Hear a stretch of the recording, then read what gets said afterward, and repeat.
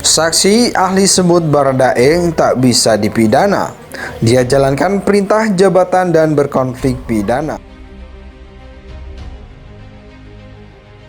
Semacam perintah atau apapun juga berupa instruksi menyuruh lakukan, maka orang ini sesungguhnya berada dalam keadaan tidak dapat dipertanggungjawabkan secara pidana. Kurang lebih seperti itu. Baik, terima kasih saudara ahli. Melanjutkan apa yang tadi rekan kami sampaikan tentang peristiwa penembakan yang diperintahkan oleh atasan, jika dikaitkan dengan peristiwa penembakan atau pembunuhan tersebut, menurut ahli, apakah pejabat atau petinggi yang memberi perintah kepada bawahannya untuk menembak atau membunuh dapat dikategorikan sebagai pihak yang menyuruh melakukan atau downplagger?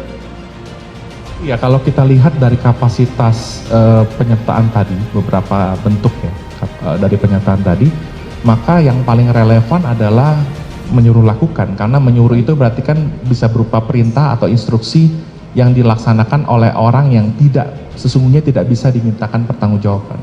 Baik itu karena pasal 44 atau 48 ada daya paksa, atau karena 51 KUHP. Jadi dalam konteks yang tadi lebih tepat yang menyuruh melakukannya? Iya, karena caranya tidak dibatasi. Oke. Dan juga orang yang disuruh lakukan tadi tidak bisa dipertanggungjawabkan hanya karena dia merupakan seorang alat. Baik.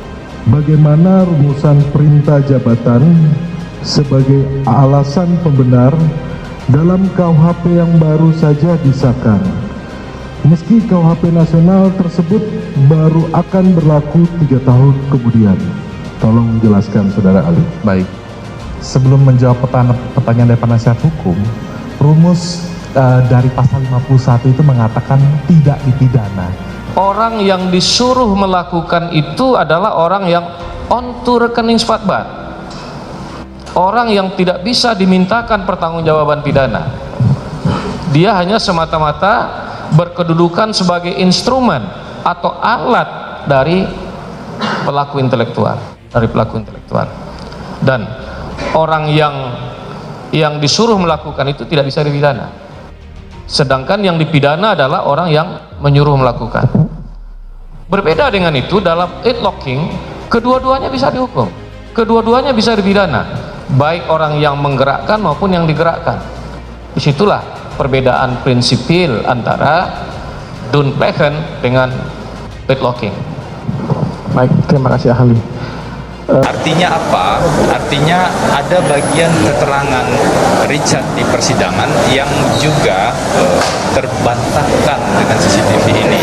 Kita tahu kalau dalam rangkaian persidangan sebelumnya kan seolah-olah senjata laras panjang itu dibawa ke atas, dan membawa ke atasnya itu lewat tangga di samping lift. Jadi ketika, kalau tuduhannya ya, Bu Putri dan Kuat naik lift, di sebelah tangganya itu ada Richard yang naik, seolah-olah seperti itu, dan kita tahu keterangan itu atau informasi itu tidak benar.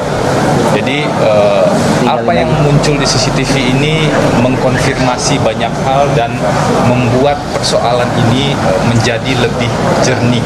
Karena itulah sejak awal kami mengajak dan berharap kita betul-betul menyimak fakta persidangan. Pihak terdakwa Richard Eliezer Pudihang Lumiu alias Baradae menghadirkan saksi A. The Charge alias saksi meringankan, yaitu ahli pidana Albert Aris. Dalam kesaksiannya, Albert menyampaikan bahwa dalam melaksanakan perintah jabatan, seseorang lebih memilih melaksanakannya tanpa berpikir soal pidana. Albert yang juga merupakan tim pembahas serta juru bicara rancangan Kitab Undang-Undang Hukum Pidana ini menjadi saksi meringankan Richard Eliezer pada sidang di Pengadilan Negeri Jakarta Selatan Rabu 28 Desember 2022. Sidang ini merupakan lanjutan rangkaian sidang pembunuhan Nofriansah Yosua Huta Barat alias Brigadir J. Albert menerangkan bahwa penerima perintah jabatan tidak semuanya bisa dibebaskan, namun ada 2 parameter yang bisa dipakai menjadi acuan dalam pasal 51 ayat 1 KUHP. 2 parameter tersebut ialah asas proporsionalitas dan asas subsidiaritas. Secara objektif, bisa saya sampaikan bahwa tidak semua perintah jabatan itu bisa membebaskan si penerima perintah ini dari pertanggungjawaban perintah tersebut. Tetapi paling tidak ada dua asas yang bisa kita gunakan secara objektif atau menjadi parameter untuk menguji perintah jabatan tersebut, kata Albert. Asas proporsionalitas ini bicara mengenai bagaimana keadaan, bagaimana cara, bagaimana alat, sarana, dan prasarana pada saat memberikan pemerintah dan pada saat perintah jabatan tersebut dilaksanakan, tambahnya. Pada asas subsidiaritas, disampaikan Albert menyoal perihal penerima perintah yang diperintah dari seseorang, pemilik otoritas, atau atasan yang bersangkutan. Dalam kondisi ini, sang penerima perintah dianggap dalam kondisi konflik antara dua kewajiban hukum. Di satu sisi, dia menghindari dapat dipidanakan karena melakukan sesuatu perbuatan pidana. Tapi di satu sisi, dia harus melakukan ketaatan, melaksanakan atau menaati perintah tersebut, ucap Albert menjelaskan. Ketika dihadapkan dua kewajiban ini, maka asas subsidiaritas akan menguji mana yang sebenarnya harus dipilih oleh si penerima perintah. Dan pada umumnya dari historikal terbentuknya pasal ini, umumnya orang akan lebih menaati perintah jabatan ketimbang menghindari kemungkinan dirinya dipidana, demikian imbuhnya.